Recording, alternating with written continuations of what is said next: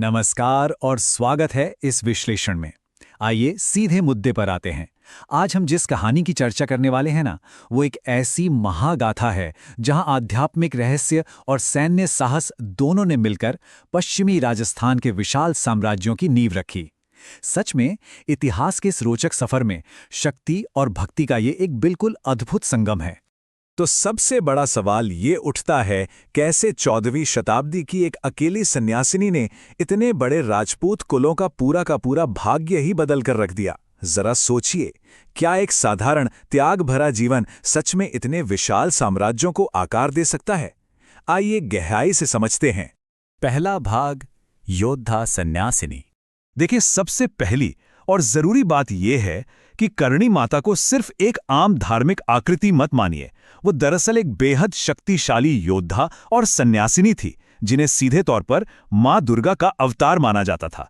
उनका जो अनुशासन से भरा सन्यासी जीवन था ना, आगे चलकर वही एक ऐसी शाही सत्ता का मुख्य आधार बना जिसकी मिसाल आज भी दी जाती है। कमाल की बात है। दूसरा भाग, राजाओं के लिए दिव्य मार्गदर्शन।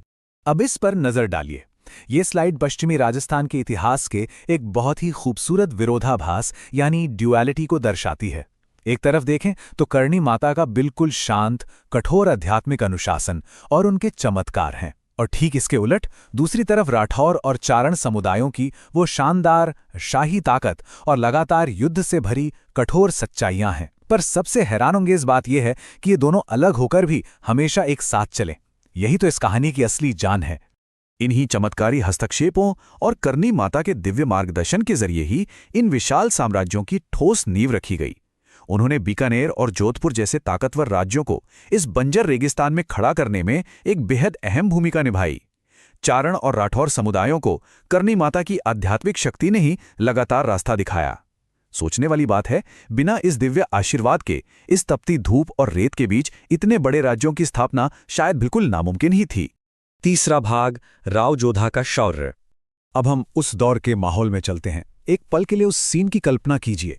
सुनहरे सूर्यास्त की आभा में मेहरानगढ़ किले के सामने राव जोधा घमंड से खड़े हैं।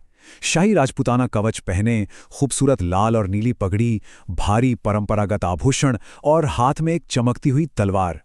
उनके ठीक पीछे नीली नगरी जोधपुर ग्लो कर रही है, और थार रेगिस्तान की उड़ती धूल, आग की मशालों और हवा में लहराते शाही झंडों के बीच घुड़सवार राजपूत योद्धा आगे बढ़ रहे हैं। एक बिल्कुल एपिक ऐतिहासिक नज़ारा। इन्हीं योद्धाओं ने और राव जोधा के सैन्य साहस ने यहाँ के भूगोल को अपने हाथों से आकार दिया। दरअसल उनका शासन रणनीति का एक मास्टर क्लास था। आइए उनकी विरासत पर गौर करते हैं। उन्होंने बेहद जटिल राजनीतिक संघर्षों का सामना किया और अपनी जगह पक्की की। पर ध्यान देने वाली बात यह है कि उनका हरेक क्षेत्रीय विस्तार सिर्फ सैन्य साहस का नतीजा नहीं था, बल्कि उस पर करणी माता की दिव्य सत्ता का मार्गदर्शन था। इन्हीं ठोस कदमों ने पश्चिमी राजस्थान के इतिहास और भूगोल को हमेशा हमेशा के लिए बदल कर रख दिया।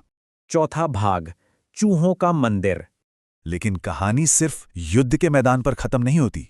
आइए देशनोक के इस अद्भुत स्थान को देखते हैं, जहां लोक कथाएं और इतिहास आपस में मिल जाते हैं।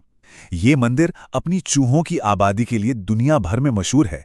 यहां ये चूहे पूजनीय हैं और इन्हें मां दुर्गा के अवतार करणी माता के परिवार का ही हिस्सा माना जाता है। ये जगह आज भी भक्त और भगवान के रिश्ते और उन चमत्कारी हस्तक्षेपों की ऐसी याद दिलाती है जो वक्त के साथ कभी धुंधली नहीं पड़ती। बिल्कुल लाजवाब। पांचवा भाग, एक अमर सूर्यवंश। तो आइए इस पूरे सफर को इस टाइमलाइन के जरिए देखते हैं कि कैसी ये कड़ी अटूट बनी हुई है। प्राचीन काल के महान सूर्यवंश से शुरुआत होती है। फिर हम आते हैं 14वीं शताब्दी में, जहां राव जोधा के सैन्य विस्तार को करणी माता का ठोस मार्गदर्शन मिलता है। और वहां से सीधे आधुनिक युग तक आते हुए उम्मेद भवन पैलेस जैसी बेहतरीन वास्तुकला इसका जीता जागता नतीजा बनती है। ये ऐसी श्रृंखला है जो हमें साफ दिखाती है कि सदियों तक किसी विरासत को जिंदा कैसे रखा जाता है। अब इस चर्चा को समाप्त करते हुए इस अंतिम पर सबसे जरूरी प्रश्न पर विचार करना बेहद महत्वपूर्ण हो जाता है। इन राजपूत वंशों की इतनी स्थायी सत्ता और शक्ति आखिर किस चीज से बनी थी? क्या वो सच में राजाओं की तलवारें और उनके अभेद्य किले थे, या फिर एक योद्धा सन्यासिनी का चमत्कारी तप और आध्यात्मिक मार्गदर्शन था? जरा सोचिए, क्या ऐसी ताकत बिना किसी अटूट विश्वास के इतने लंबे समय तक टिक सकती थी? ये एक ऐसा सवाल है जो इस रेगिस्तानी साम्राज्य के इतिहास को बिल्कुल नए नजरिए से देखने पर मजबूर कर देता है। इसी गहराई और विचार के साथ आज के इस विश्लेषण को यहीं रोकते हैं। अपना कीमती समय देने के लिए बहुत बहुत धन्यवाद।